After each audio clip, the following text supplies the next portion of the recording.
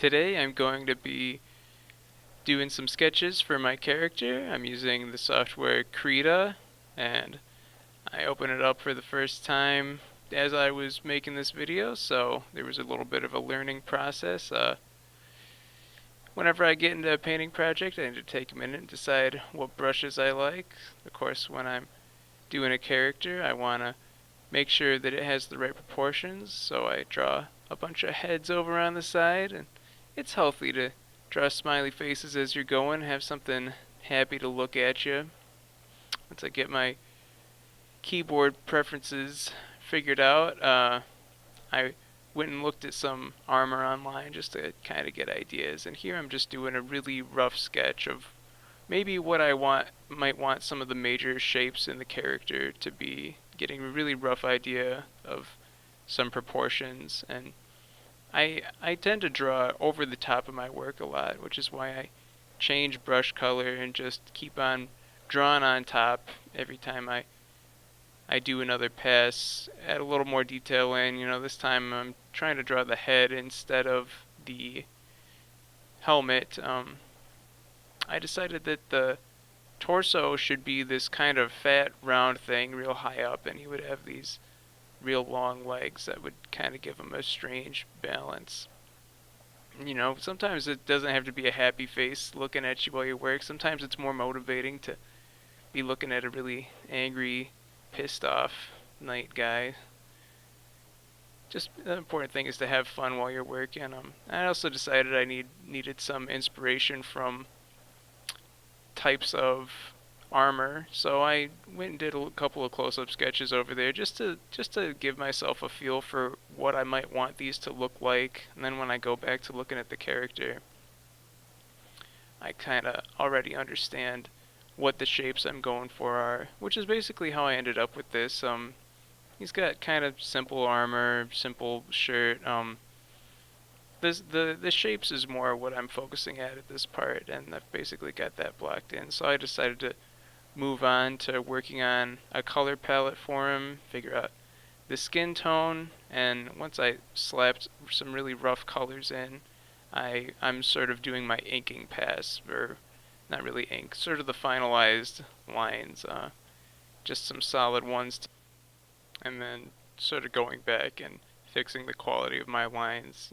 There are a few places where I wanted to add detail, and I'm cleaning up my color as I go. I had put in these really rough arms, some sort of Squidward arms that now I'm gonna go back in and try and get some anatomically correct arms. Well, it's not really anatomically correct. It took me like 20 minutes to figure out what arms are and what hands are supposed to look like, where your fingers are. I probably should have just looked at my fingers. I forget that I have them sometimes.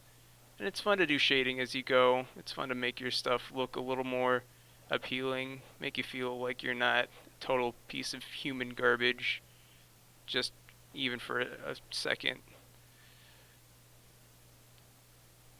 I duped the arm over onto the other side. That's cheating, but it's faster. You're gonna die someday, so you may as well try and work fast. My approach to lines is always this sort of putting down a line that's too thick and then going back and scraping away at the outside of it, which kind of gives it this quality, like it's thin at places. They call it a breathing line in art, but that sounds kind of like crap, I think, so I don't like to call it a breathing line. At the end of it, I decided he needed a little prop, so I just stuck like a little sword in behind him. What we're looking at now is me going through just some thoughts of what kind of animations this character might do. This is sort of where most people would probably have done poses, but I was already kind of had a mind on animation, and I was beginning to think about what the timing might be for some of these animations. This is my first time doing a character for a game like this, so I was really trying to figure out what sort of things he might be expected to do, the kind of the speeds. That's why I had Google open with the stopwatch, kind of trying to determine times that he might go through a few of these poses. there's a little, now I'm working on a whimsical little walk cycle. I thought if he were just kind of strolling around, I was trying to integrate his helmet into his animations, thinking that maybe this thing is really cartoonishly floppy. I believe Krita crashed back there, but luckily I took a screen cap and sort of saved myself a lot of work. When I'm doing rough sketches for a walk cycle, I tend to make the two extremes, the left foot out and then the right foot out, put the right foot in the middle, and then start to fill in the in-betweens like this.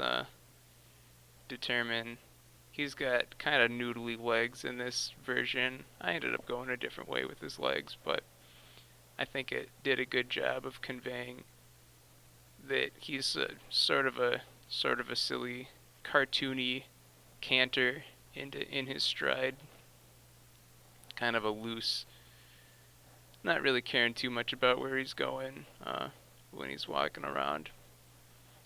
I think he looks like Dig Dug. I don't know if I was subconsciously channeling Dig Dug. I think just the way I sort of wanted to abstract his visor to make these little line gestures easier to do makes me think of Dig Dug a lot. It's not very medieval knight at all. This last one I'm roughing out is sort of the basis for what a jump would look like in a game. This is another one where I never jump in real life. I don't really know how legs and arms work, but I don't think anybody else knows either, so I think you can fake it.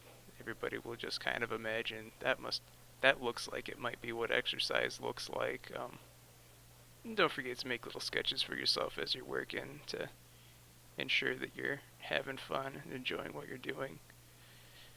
I also put these little notes in because I'm not going to remember what I was thinking later, so if I leave these notes for myself, then it sort of reminds me what I was working on. So that's how I put together my little storyboard things, sort of get an idea about how my character is going to move while I'm still in the design stage.